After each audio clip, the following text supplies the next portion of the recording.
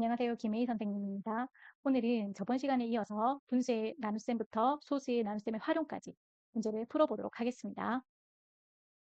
9번 문제입니다. 수카드 1356을 네모안에 한 번씩 써넣어 대분수 나누기 자연수의 나눗셈식을 만들려고 합니다. 계산 결과가 가장 작을 때의 몫은 얼마인지 구하시오 라고 했습니다. 자, 우리가 나눗셈에서 가장 작을 때의 몫은 어떻게 구해지나요? 가장 작은 수를 가장 큰 수로 나누었을 때 그 몫이 가장 작아지는 거겠죠. 자, 그러면 우리 나누기 앞에 나누어지는 수는 이제 이 부분은 이제 가장 작은 수가 되어야 될 것이고요. 가장 작은 수가 되어야 될 것이고 나누기 뒤에 나누는 수는 가장 큰 수가 만들어져야 됩니다. 자, 그러면 1, 3, 5, 6 중에서 가장 큰 수는 6이니까 나누는 수는 6이 되겠죠. 그리고 이 대분수가 가장 작으려고 하면 이 자연수 부분이 가장 작은 수가 되어야 하기 때문에 1이 나옵니다. 자, 그리고 우리가 대분수에 대해서 좀 개념을 아셔야 되는 게요. 대분수는 원래 어떻게 구성되어 있는 것입니까? 자연수 더하기 진분수입니다. 자, 우리 진분수는 뭘까요? 분자가 모보다 작은 수를 우린 진분수라고 하죠. 그래서 3분의 5는 가분수이고요. 5분의 3이 진분수이기 때문에 여기서 나머지 카드는 5와 3을 이렇게 메꾸어 주셔야 됩니다. 그랬을 때 몫은 얼마인지 구하라고 했습니다. 자, 그러면 바로 계산 들어가겠습니다. 자, 대분수를 가분수로 고치면 5분의 8 나누기 6이고요. 자, 이것은 5분의 8 곱하기 6분의 1. 그래서 약분을 해서 15분의 4가 되는 것입니다. 그래서 우리가 구하고자 하는 몫은 15분의 4입니다. 10번 문제입니다. 네모안에 알맞은 분수를 써 넣으시오라고 했습니다. 자, 우리는 어떤 수 곱하기 4를 쓸 때 2와 3분의 1이 나오는 겁니다. 즉, 네모 곱하기 4는 3분의 3이 6의 7, 가분수로 고쳐주었습니다. 자, 그랬을 때 우리 네모는 어떻게 구하면 되나요? 네모는, 자, 4배를 해서 3분의 7이 나왔으므로 우리는 반대로 어떻게 한다? 3분의 7 4배 하기 전이니까 어떻게 하면 될까요? 나누기 4를 해보면 되는 거겠죠. 나누기 4. 그래서 3분의 7 곱하기 4분의 1 해서 네모는 12분의 7이 나옵니다. 우리가 네모를 구하고 싶으면요. 네모를 그대로 놔두고 네모에 계산되어지는 수를 부등호 반대편으로 보내주면 됩니다. 그때 곱하기 4는 반대편으로 넘어가면 곱하기의 반대의 나누기 4가 되는 것입니다. 자, 그럼 만약에 더하기 4라고 하면 넘어가면서 빼기 4가 되면 되고 빼기 4는 넘어가면 더하기 4가 되고 나누기 4는 넘어가면 곱하기 4가 되어서 계산이 되어진다라고 생각하시면 되겠습니다. 자, 11번 문제입니다. 어떤 수에 5를 곱한 후 3으로 나누어야 할 것을 잘못하여 5를 곱한 후 3을 곱하였더니 8과 7분의 4가 되었습니다. 바르게 계산하면 얼마인지 구하시오 라고 얘기했습니다. 그럼 제일 먼저 바르게 계산하려고 하면 우리는 어떤 수를 알아야 합니다. 그래서 제일 먼저 우리 잘못 계산한 식을 이용하여 어떤 수를 구해볼 겁니다. 자, 우리가 어떤 수를 네모라고 하면요. 네모 곱하기 5 곱하기 3을 했더니 8과 7분의 4가 되었다고 했습니다. 문제에서 네모를 구하려고 하면 네모만 놔두고 반대편으로 넘겨줘야 된다고 했죠. 그런데 자, 넘겨줄 때도 순서가 있습니다. 계산 순서의 반대 순으로 넘겨주시면 됩니다. 그러면 7분의 7, 8, 56에 60. 자, 곱하기 3부터 넘겨줘야 되겠죠. 계산 순서로는 곱하기 3을 가장 뒤에 하니까요. 그러면 곱하기 3은 넘어가서 나누기 3이 되고 곱하기 5는 넘어가서 나누기 5가 되는 것입니다. 자, 이것은요. 자, 원래 8과 7분의 4는 요 네모 곱하기 5 한수의 3배를 했을 때 8과 7분의 4니까 3배 하기 전인 나누기 3을 해서 네모 곱하기 얼마였는지를 구하는 순서입니다. 그 다음 네모 곱하기 5가 요 계산한 결과물이니까 그럼 우린 네모를 구하기 위해서는 어떻게 해야 될까요? 곱하기 5 하기 전으로 돌아가야겠죠. 그래서 마지막에 나누기 5를 하는 겁니다. 그래서 계산 순서가 우리가 보았을 때는 거꾸로 가는 것처럼 보이는 겁니다. 자, 그럼 7분의 60 나누기 3은 곱하기 3분의 1이고요. 그리고 나누기 5는 곱하기 5분의 1이죠. 그리고 약분을 해서 어떤 수는 7분의 4가 되었습니다. 자, 그럼 우리는 바르게 계산을 해볼까요? 어떤 수가 7분의 4이므로 그 어떤 수에 5를 곱한 후 3으로 나누어야 한다고 했습니다. 자, 그래서 5를 곱한 후 3으로 나눌 것입니다. 그럼 이거 한번 정리해 볼까요? 7분의 4 곱하기 5 곱하기 3분의 1입니다. 자, 그래서 분모는 분모끼리 7, 3, 21. 그리고 분자와 자연수 곱해서 20이 되는 겁니다. 답은 21분의 20이 되겠습니다. 12번입니다.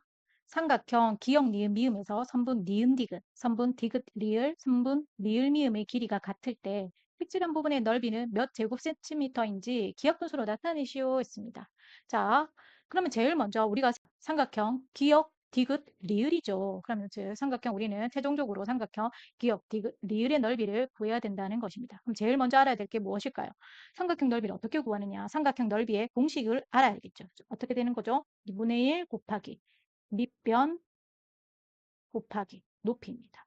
자, 우리가 구하고 리을의 밑변은 디귿 리을이죠. 그런데 주어진 문제의 조건에 보면 선분 니은 디귿, 선분 디귿 리을, 선분 리을 미음의 길이가 모두 같다고 했습니다. 자, 요 세 개의 길이가 모두 같다는 것입니다. 자, 그러면 우리는 선분 디귿 리을의 길이를 어떻게 구하면 됩니까? 8과 5분의 2를 똑같이 3등분하면 되는 거죠. 즉 나누기 3을 합니다. 그래서 5분의 42 곱하기 3분의 1 약분 3일은 3, 3, 4, 12 그렇게 해서 5분의 14가 나오는 것입니다. 자, 그러면 공식에 따라서 삼각형의 넓이를 구하면요. 2분의 1 곱하기 밑변 5분의 14 그리고 높이는 요 디귿 리을 요 디귿 리을의 수직인 선분의 길이인 6cm가 바로 높이입니다. 그래서 6. 자, 그래서 우리는 약분을 하시고요. 분모는 5, 분자는 6, 7, 42가 되어서 물론 이렇게 해서 기하분수니까 이대로 놔두셔도 되고요. 우리는 대분수로 고쳐야겠죠. 그래서 8과 5분의 2라는 답이 나옵니다. 즉 8과 5분의 2 제곱센티미터가 되는 것이죠. 13번입니다. 아래 각 기둥의 밑면은 모두 몇 개인지 구하시오라고 했습니다. 자, 지금 이 문제를 풀려면 먼저 용어 정리부터 좀 하겠습니다. 자, 우리가 각 기둥의 밑면을 찾아야 되는데 각 기둥이란 무엇인가요? 위와 아래에 있는 면이 서로 평행하고 합동인 다각형으로 이루어진 입체 도형을 우리는 각기둥이라고 합니다. 자, 우리가 각기둥이 아닌 것은 하면은 제일 먼저 찾으셔야 될 게 이루는 면이 다각형인지 아닌지입니다. 우리 다각형은 뭐죠? 선분으로 둘러싸인 평면 도형을 우리는 다각형이라고 하죠. 즉, 선분, 즉 모든 선으로 이루어진 평면 도형들을 우리는 다각형이라고 합니다. 쉽게 삼각형, 그리고 사각형, 오각형 하는 것들 있죠. 이런 선분으로만 이루어져야 됩니다. 즉 원이 원이다. 그러면 우리는 그것을 각기둥이라고 하지 않습니다. 보통 원기둥이라고 하죠. 네, 일단은 각 기둥은 위와 아래에 있는 면, 위와 아래에 있는 면을 우리는 밑면이라고 합니다. 밑면은 서로 마주 보고 있습니다. 그리고 우리 각 기둥에서 밑면을 몇 개라고 배웠죠? 네, 2개입니다. 서로 마주 봐야 되고 평행해야 되니까요. 자, 그러면 우리는 이 그림에서 합동이면서 평행을 이루고 있는 2개의 면을 찾으면 되겠죠. 이미 벌써 답은 나왔네요. 각기둥의 밑면은 항상 2개라고 우리 배웠잖아요. 자, 그리고 밑면을 찾아보시오 하면 어떻게 찾으면 됩니까? 평행하고 합동인 2개의 면을 찾으면 되니 이 부분이 되겠죠. 선생님, 그러면 선생님, 사실은 이 면과 이 면도 어떻게 보면 마주 볼 텐데요. 그럼 얘네들도 밑면이라고 말할 수 있지 않을까요? 자, 여기서 조금 더 추가적인 설명이 필요하죠. 우리 밑면 상대적인 용어도 뭐였죠? 옆면이죠. 각형에서 옆면은 모양이 져 있습니다. 뭐죠? 직사각형입니다. 만약 지금 연두색 부분, 이 색칠한 부분을 밑면으로 본다면은 우리 옆면은 그 연두색을 이루고 있는 그 수직을 이루는 요 빨간색 부분, 지금 현재 육각형이죠. 이 육각 모양이 옆면이 되어야 하는데 뭐다? 각기둥에서 옆면은 항상 직사각형입니다. 그래서 얘가 직사각형이 아니잖아요. 그래서 절대 연두색 부분은 그리고 다른 이 빨간색 외에 다른 면들은 밑면이 될 수 없는 겁니다. 어쨌든 여기서 기억하셔야 될 것은 각 기둥의 밑면은 굳이 그림을 주지 않아도 우리는 몇 개인 걸 알아야 한다? 2개인 걸 아셔야 합니다.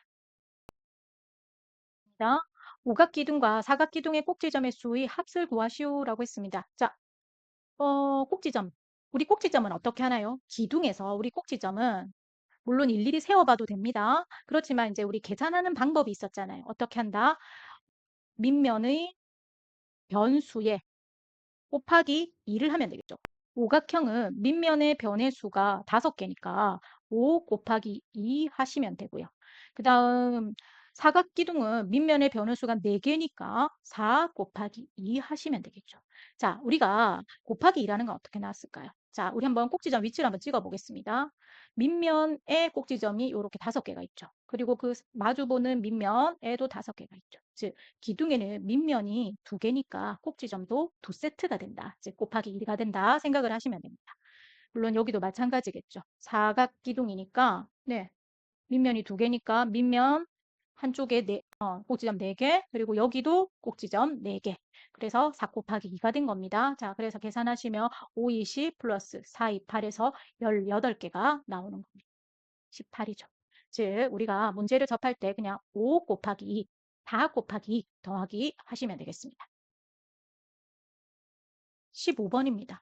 옆면이 다음과 같은 이등변 삼각형 8개로 이루어진 각불의 모든 모서리의 길이 합은 120cm입니다. 각불 밑면의 한 변의 길이는 몇 cm인지 구하시오라고 했습니다. 자, 여기서 우리가 알아두어야 될 것은 3번 문제에서 우리가 각 기둥은 옆면이 어떤 모양이었죠?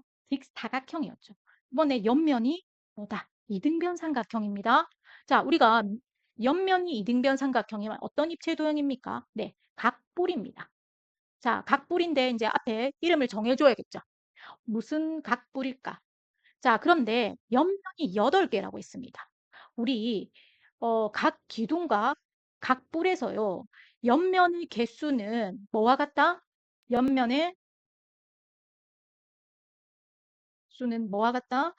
밑면의 면의 개수와 같다라고 했습니다. 자, 그러면 지금 현재 우리가 옆면이 8개니까 밑면의 변의 수가 8개다. 밑면의 변의 수는 밑면의 다각형의 이름과 같죠. 즉, 밑면이 팔각형이구나. 그러면 우리는 어떻게 된다? 이 입체 도형은 팔각볼이 된다가 되는 것이죠. 그랬을 때 이 팔각볼의 모서리의 길이의 합이 120cm라고 했습니다.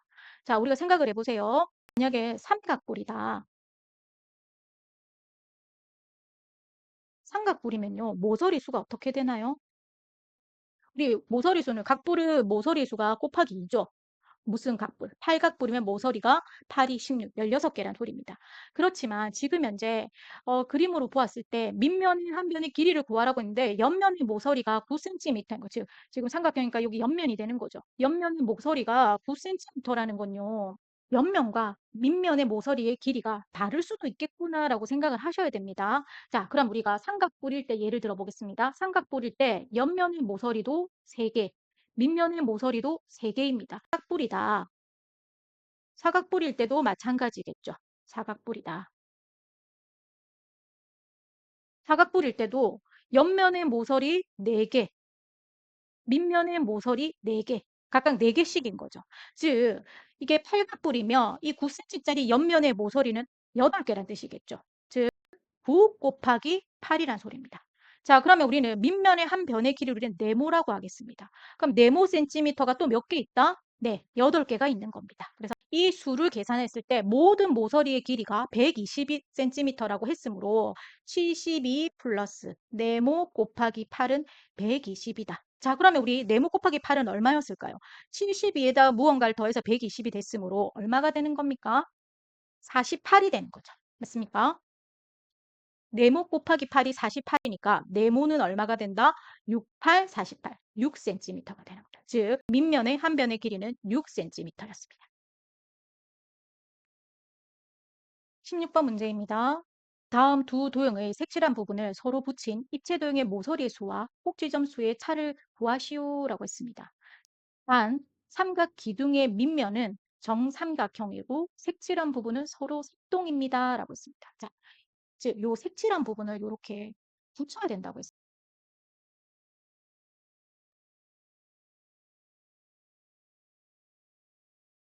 이런 식으로 그림이 만들어지겠다, 그쵸? 그랬을 때 입체 도형의 모서리 수와 꼭지점 수의 차를 구하셔야 했습니다. 자, 붙이고 보니까 사실 얘는 어떤 입체 도형이죠? 네, 오각기둥입니다. 자, 그럼 우리가 오각기둥의 모서리 수는 어떻게 구하죠? 곱하기 3이죠. 기둥에서 모서리 수가 왜 3배냐면요. 자, 위에 있는 면의 모서리 3개, 옆면에 포함된 모서리 3개, 그리고 아랫면에 있는 모서리 3개, 즉 3개씩 3세트가 되는 거죠. 사각기둥도 마찬가지입니다. 위에 모서리 4개, 옆면의 모서리 4개, 아랫면의 모서리 4개. 그렇게 해서 4개씩 3세트를 이루는 겁니다. 그래서 꼭점은 14번 문제 풀 때 얘기했었죠. 곱하기 2라고요. 그 이유도 14번에서 설명했습니다. 자, 그러면 오각기둥일 때는 모서리 수가 어떻게 될까요? 5개씩 위에면, 옆면, 아랫면에 5개씩 3세트가 존재하니까 5 곱하기 3이 될 것입니다. 꼭지 점수는 곱하기 2니까 5 곱하기 2가 되겠죠. 그래서 이것을 빼면은 4를 구하셔서 빼면 되는 거죠. 즉 15에서 10을 빼어서 답은 5. 차는 5가 되는 것입니다.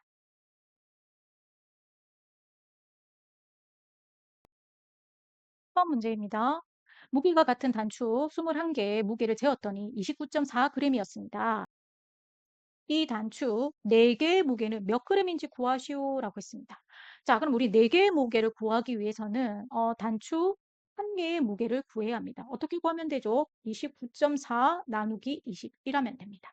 즉, 뭐 세로셈을 하자면요. 29.4에 21을 나눕니다. 두 자리를 보니 여기 한 번만 들어가네요. 그리고 소수점은 위로 올라가서 찍어주시고 29에서 21 빼니까 8이고 4죠. 자, 그러면 4번 84. 이렇게 해서 단추 1개의 무게는 1.4가 나오는 것입니다. 우리는 최종적으로 어떻게 구한다? 단추 4개의 무게를 구하고 싶다. 그럼 어떻게 하면 됩니까? 1개의 무게가 1.4니까 1.4의 4배를 하면 되겠죠. 그래서 답은 5.6g이 나오는 것입니다. 자, 우리 앞에서 풀었던 그 거북이 토끼 그 달린 거리 문제 생각나시죠?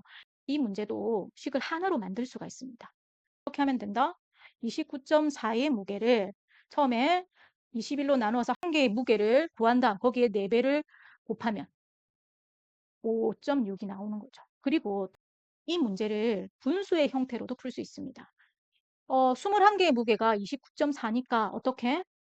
29.4의 21개 중 우리는 4개의 무게를 구하면 되는 거죠. 의니까 곱하기죠. 수학에서 의는 곱하기입니다. 21개 중에 4개의 무게. 즉, 뭐 10분의 294 곱하기 21, 4. 이렇게 계산을 하시면 됩니다. 그래서 14가 되고, 즉 10분의 56, 즉 5.6이 됩니다. 지금 우리가 여기는 소수인 나눗셈 파트이기 때문에 답은 소수로 구하시는 게 좋겠습니다. 문제입니다. 나누기 세로셈으로 계산하라는 문제죠. 자, 그럼 우리가 제일 먼저 소수의 나눗셈은요. 소수점 자리가 중요합니다. 소수점 자리는 원래 자리에 미리 찍어주셔도 됩니다. 그리고 나누는 수가 한 자리니까 한 자리씩 보면 되겠죠. 3 안에 5가 못 들어가니까 0번. 그리고 나면 36 안에 5가 몇 번 들어가는가? 5, 7, 35. 그리고 7, 1. 그리고 5가 뛰어내려서 15 안에 5가 몇 번인가? 3번. 그래서 나누어 떨어졌으므로 답은 0.732 몫이 되겠습니다. 문제입니다. 똑같은 액자 15개가 담긴 상자의 무게가 13.08kg이고 여기서 액자 6개를 꺼낸 후 다시 상자의 무게를 재어보니 8.04kg이었습니다. 빈 상자에 똑같은 액자 11개를 놓고 무게를 재며 몇 kg인지 구하시오 했습니다. 자, 이 문제에서 좀 유의하셔야 될 것이요. 13.08kg은요. 액자 15개만의 무게가 아니고 액자 15개 무게의 이 빈 상자의 무게까지 합해진 겁니다. 즉, 액자 15개 플러스 빈 상자가 13.08kg이라는 것입니다. 자, 그 다음 6건 후의 무게가 얼마였다? 8.04kg이었다라고 했습니다. 즉, 이 아이의 무게는요. 액자 6개가 빠졌으니까 얼마가 된다? 액자 몇 개의 무게? 9개의 무게에다가 빈 상자의 무게가 되겠습니다. 액자 6개를 꺼낸 후에 당연히 무게가 줄었겠죠. 얼마만큼? 액자 6개의 무게만큼 줄었을 것입니다. 자, 그럼 우리는 액자 6개의 무게는 어떻게 구한다? 원래 13.08kg에서 지금 현재 8.04kg의 무게를 빼면 되는 겁니다. 그럼 얼마가 나오죠? 계산하면 5.04가 나옵니다. 그랬을 때 우리는 무게를 구할 수가 있습니다. 어떻게? 5.04가 6개의 무게이므로 5.04를 6으로 나누면 되겠죠. 0.84가 되겠습니다. 그러면 우리 이제 이 빈 상자의 무게는 어떻게 구하면 될까요? 13.08을 이용하는 방법도 있고요. 8.04를 이용하는 방법도 있습니다. 13.08은 15개의 무게의 빈 상자의 무게니까 0.84 곱하기 15 한 것을 13.08에서 빼버리면 빈 상자의 무게만 구할 수 있는 거예요.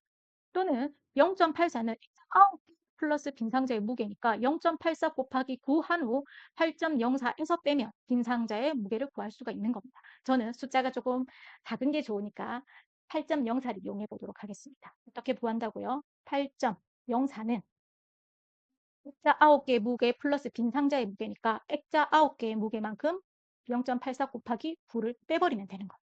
자, 그럼 어떻게 되죠? 8.04, 예, 0.84 곱하기 9는 7.56이라고 하네요. 7.56입니다. 자, 그러면 계산하면 0.48이 나오는 거죠. 즉, 빈 상자의 무게는 0.48이고요. 액자 한 개의 무게는 0.84입니다. 그럼 우리는 최종적으로 액자 11개와 빈 상자의 무게를 더한 값은 어떻게 구하면 됩니까? 0.84 곱하기 11 플러스 0.48 더하시면 되겠죠. 그렇게 해서 9.24 플러스 0.48 최종 계산을 하면 9.72kg이 나오는 것입니다. 즉, 19번의 답은 9.72kg입니다. 20번 문제입니다. 큰 수를 작은 수로 나눈 몫을 빈칸에 써 넣으시고 있습니다. 자, 그러면은 당연히 큰 수는 6.1이고요. 6.1 나누기 5 하시면 되겠습니다. 6.1 나누기 5. 소수점 지켜주시고 5, 1은 5, 11. 그래서 11 안에 5가 2번, 10. 그리고 1. 그리고 여기서 공이 하나 만들어져서 띄어내리면 되는 거죠. 즉, 10 나누기 5는 2이므로 답은 1.22가 되는 것입니다. 1.2. 문제입니다. 무게가 똑같은 그릇 14개가 담긴 상자의 무게가 7.96kg이고 여기서 그릇 8개를 꺼낸 후 다시 상자의 무게를 재어보니 3.64kg이 되었다.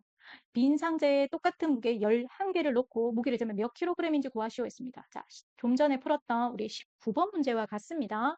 자, 7.96이라는 것은 그릇 14개에다가 상자 무게까지 더한 거죠. 즉, 그릇 14개 더하기 빈 상자는 7.96입니다.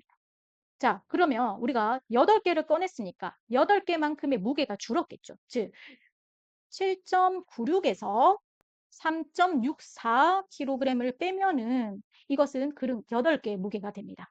계산하면 얼마가 되나요? 4.32가 되는 거죠. 그랬을 때 그러면 그릇 8개가 4.32kg이니까 한 개의 무게는 4.32kg을 8로 나누면 되겠죠. 계산하면 0.54가 되는 것입니다. 빈 상자의 무게는 어떻게 될까요?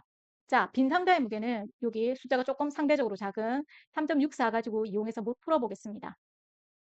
8개를 14개가 있던 거에서 그릇 8개를 꺼냈으니까 지금 현재 그릇이 몇 개가 남아 있는 거죠? 그릇 6개에서 빈 상자 무게까지 합한 것이 3.64입니다. 그럼 빈 상자 무게는 어떻게 하면 될까요? 3.64에서 어떻게 한다? 그릇 6개의 무게만큼만 빼주면 되겠죠. 그릇 한 개의 무게가 0.54kg이었으므로 6을 곱해서 빼주면 됩니다. 즉 3.64 빼기 0.54 곱하기 6은 3.24입니다. 3.24. 그래서 빼면은 0.4가 나오고요. 그러면 우리 이제 최종적으로 그릇 11개의 무게와 빈 상자 무게를 합한 걸 구하라고 했으니까 그릇 하나의 무게가 0.54 그리고 빈 상자는 0.4 즉 0.54kg 곱하기 11 더하기 0.4를 하시면 되겠습니다. 그래서 5.94 더하기 0.4 최종 답은 6.34 즉 6.34kg이 되겠습니다. 22번입니다. 문제에서 검은색 클립 한 개의 무게는 2.46g이고 검은색 클립 5개와 흰색 6개의 무게가 같습니다. 흰색 한 개의 무게는 몇 g인지 구하시오라고 했습니다. 검은색 클립 5개와 흰색 클립 6개가 무게가 같다는 것은 즉 흰색 6개의 무게는 검은색 5개의 무게와 같다. 즉 검은색 한 개의 무게가 검은색 클립 한 개의 무게가 2.46g이므로 거기에 5배를 해주면 5개의 무게가 나오는 거죠. 즉 5, 6, 30, 5, 4, 20, 5, 20, 12.3g이 되는 것입니다. 그랬을 때 우리가 흰색 6개의 무게가 12.3이니까 우리가 구하고자 하는 흰색 한 개의 무게는 어떻게 구하면 되죠? 12.3을 다시 6으로 나누어 주시면 됩니다. 2.05가 되겠네요. 답은 2.05g입니다. 23번입니다. 길이가 72m인 끈을 72도막으로 잘라서 두도막의 길이를 구하라고 했습니다. 자, 그러면 식이 어떻게 될까요? 27 나누기 72를 하면 한 도막의 길이가 나오겠죠. 그것의 2배가 되면 두 도막의 길이가 나옵니다. 27 나누기 72는 0.375이고요. 거기에 2배를 하는 것이니까 250, 74, 0.75m가 답이 되겠습니다. 이것을 분수의 형태로도 풀 수가 있겠죠. 어떻게 풀면 됩니까? 27m를 72도막 중에 두 도막의 길인 거죠. 즉 72중 2다. 그래서 36. 그러면 9, 3, 27, 9, 4, 36. 그렇게 해서 4분의 3m. 즉 4분의 3은 0.75m가 되는 것이죠. 물론 분수로 계산했으니까 분수로 납이 멈춰도 괜찮습니다. 24번. 조건을 모두 만족하는 네모를 구하시오 했습니다. 네모와 세모는 서로 다른 숫자입니다. 라고 써요. 자, 그런데 이렇게 나눗셈을 줬죠. 자, 우리 이 상태에서 보면 조금 많이 헷갈리니까요. 이것을 곱셈식으로 고쳐보겠습니다. 나눗셈을 곱셈식으로 어떻게 고치죠? 목과 나누는 수를 곱하면 나누어지는 수가 나와야죠. 즉, 0.9 곱하기 네모를 하면 세모점 네모가 나와야 된다는 거예요. 즉, 9와 네모를 곱했을 때 1의 자릿수가 네모가 되어야 된다. 즉, 요 숫자가 같아야 된다. 그러면 9구단을 생각해 보세요. 9단에서 곱했을 때 1의 자릿수랑 같은 수는 5입니다. 그쵸? 5, 9, 45. 5로 끝나잖아요. 그러면 4가 올라갔으니까 4.5가 되고요. 그런데 우리는 네모를 구하라고 했으니까 따라서 네모는 5가 되는 것입니다. 답은 5입니다. 기역과 니은은 자연수입니다. 기역 나누기 니은의 몫이 가장 작은 경우를 찾아 그 몫을 구하시오라고 했습니다. 그러면 기역이 될 수 있는 자연수는 뭘까요? 38.7보다 크고 43.1보다 작은 자연수, 즉 39부터죠. 39, 40, 41, 42, 43까지입니다. 그리고 니은되는 수는 7.6보다는 크고 12.5보다는 작은 다연수입니다. 즉 8, 9, 10, 11, 12가 되는 거죠. 그랬을 때 기역과 니은의 몫이 가장 작은 경우라고 했습니다. 나눗셈에서 몫이 가장 작은 경우는 어떤 경우입니까? 가장 작은 수를 가장 큰 수로 나눌 때 있죠. 즉, 기역 나누기 니은은 기역은 가장 작아야 하고 니은은 가장 커야 하므로 기역이 될 수 있는 수 중에서 가장 작은 수는 39, 니은의 가장 큰 수는 12. 그래서 39 나누기 12를 하게 되는 것입니다.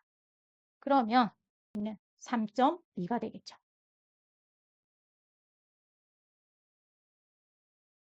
29.22cm인 정사각형이 있습니다. 이 정사각형에 뭐를 구하라? 넓이는 몇 제곱센티미터인지 구하라고 했습니다. 자, 그러면 우리가 넓이를 구하기 위해서는 어떻게 해야 되죠? 우리 정사각형 넓이 공식은 어떻게 되는 거죠? 한 변의 길이 곱하기 한 변의 길이입니다. 그러면 우리가 이 정사각형의 넓이를 구하려면 한 변의 길이를 알아야 된다는 소리입니다. 그런데 힌트라고 준 것은 둘레 길이가 29.2라는 것뿐이죠. 우리 둘레 공식은 어떻게 되죠? 둘레. 정사각형의 둘레 공식은 한 변의 길이 곱하기 4를 한 것이죠. 즉, 한 변의 길이 곱하기 4가 29.2가 되는 것입니다. 그러면 우리 한 변의 길이는 어떻게 구한다? 29.2 나누기 4를 하시면 되겠습니다. 4, 7, 28, 4, 32. 즉, 한 변의 길이는 7.3cm가 나온 것이죠. 그러면 우리가 구해야 될 정사각형의 넓이는 7.3 곱하기 2가 아닙니다. 절대 친구들이 자꾸 7.3이 2개 곱해지니까 7.3 곱하기 2를 하시는데요. 7.3 곱하기 2라는 건요. 7.3을 2번 더한 것 같습니다. 우리는 7.3을 더하는 게 아니라 7.3을 곱하는 거죠. 그래서 7.3 곱하기 2를 하는 것이 아니라 7.3 곱하기 7.3을 하셔야 된다는 걸 꼭 기억을 하십시오. 그렇게 해서 계산을 하면 53.29가 나옵니다. 53.29 제곱센티미터입니다. 27번 문제입니다. 어떤 수를 6으로 나누어야 할 것을 잘못하여 곱하였더니 52.2가 되었습니다. 바르게 계산한 값을 구하시오라고 했습니다. 이런 문제는 잘못 계산한 식을 이용해서 어떤 수를 구한 후 그 어떤 수를 가지고 바르게 값을 구해야겠죠. 자, 그러면 어떤 수를 우리 네모라고 했을 때 어떤 수를 6으로 나누어야 할 것을 잘못해서 곱했다고 했습니다. 즉, 네모 곱하기 6을 했을 때 52.2가 나온 것입니다. 그럼 네모는 어떻게 구하면 됩니까? 52.2를 6으로 나누면 되겠죠. 그래서 68, 48, 67, 42. 즉, 어떤 수는 8.7이 된 것입니다. 그러면 다르게 구하는 값은 어떻게 하면 될까요? 8.7을 6으로 나누어야 할 것이라고 했으니까 6으로 나누시면 됩니다. 그러면 6일은 6, 64, 24, 65, 30. 즉, 다르게 구한 값은 1.45가 되겠습니다. 28번 문제입니다. 길이가 32.76cm인 선분 위에 다음과 같이 처음부터 끝까지 같은 간격으로 점을 10개 찍었습니다. 점과 점 사이의 간격은 몇 cm인지 구하시오입니다. 점이 2개가 찍히면 우리는 간격이 하나입니다. 점이 3개가 찍히면 간격수는 2개가 되겠죠. 그러면 점이 10개가 찍히면 간격수는 몇 개가 될까요? 간격수는 9개입니다. 지금은 그림으로 이렇게 나타내 주었기 때문에 우리가 좀 이해하기가 쉬운데요. 지금 그림이 주어지지 않더라도 우리가 이런 문제를 자꾸 풀고 숙제를 하게 되면 처음부터 끝까지 점이 네모게 찍혔다 하면 간격은 그 네모게에서 1을 뺀 수와 같다는 걸 아셔야 합니다. 지금 전체 주어진 선분의 길이는 32.76cm이고요. 간격수는 9개니까 32.76 나누기 9를 하시면 우리가 점과 점 사이의 간격이 몇 cm인지 구할 수가 있는 것입니다. 그래서 계산을 하면 3.64가 나옵니다. 답은 3.64cm입니다. 9번 문제입니다. 재우는 자전거를 타고 4시간 동안 69km를 달렸습니다. 재우가 같은 빠르기로 6시간 30분 동안 달렸다면 몇 킬로미터를 달렸는지 구하시오 이랬습니다. 자, 그럼 일단은 재우가 1시간 동안 달린 거리를 구해야겠죠. 어떻게 구하면 되죠? 69 나누기 4 하시면 되겠습니다. 자, 그러면 17.25km입니다. 자, 그랬을 때 우리는 어떻게 한다? 재우가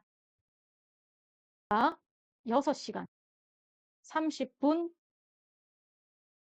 동안 달린 거리를 구하면 되는 것입니다. 자, 그런데 우리가 1시간 동안 17.25km를 달렸잖아요. 지금 시간이 기준입니다. 그런데 지금 6시간 30분이라고 했으니까 이 6시간 30분도 시간으로 고쳐줘야 됩니다. 그래서 6시간 30분은 6.5시간이 되는 거죠. 즉, 재우가 6시간 30분 동안 달린 거리는 1시간 달린 17.25km에 6.5배를 한 것입니다. 그럼 계산을 하면 112.125가 되겠습니다. 네, 드디어 마지막 문제인 30번 문제입니다. 그림과 같이 길이가 14cm인 색테이프 15장을 겹쳐진 부분의 길이가 일정하도록 이어붙였습니다. 이어붙인 색테이프 전체의 길이가 198.8cm일 때 색테이프를 몇 cm씩 겹쳐서 이어붙인 것인지 구하시오라고 했습니다. 또 이 문제에서는 좀 유념해서 보실 부분이 있습니다. 자, 색테이프를 이렇게 2장을 겹치게 되면 겹친 부분이 몇 군데가 나오죠? 한 군데입니다.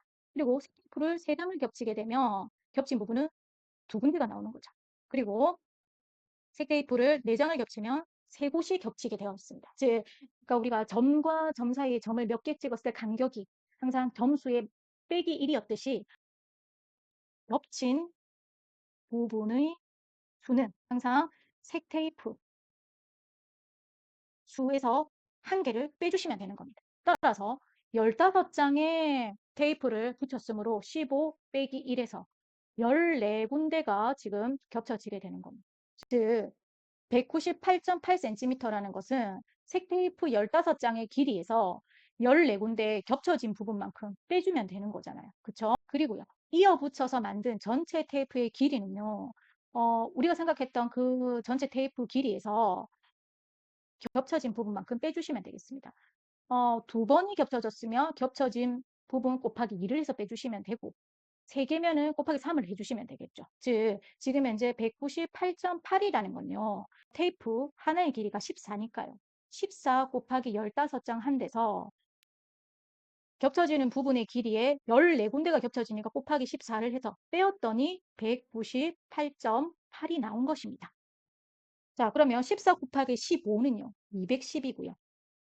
210에서 그 겹쳐진 14군데의 전체 길이를 빼고 나면 198.8이 된다고 했으니까 네모 곱하기 14는 210에서 198.8을 빼보면 되는 거죠. 즉 11.2입니다. 그러면 네모는 어떻게 될까요? 11.2를 14로 나누면 되는 것입니다. 즉 0.8이 되는 거죠. 즉 그래서 색 테이프는 0.8cm씩 겹치게 이어 붙인 것입니다.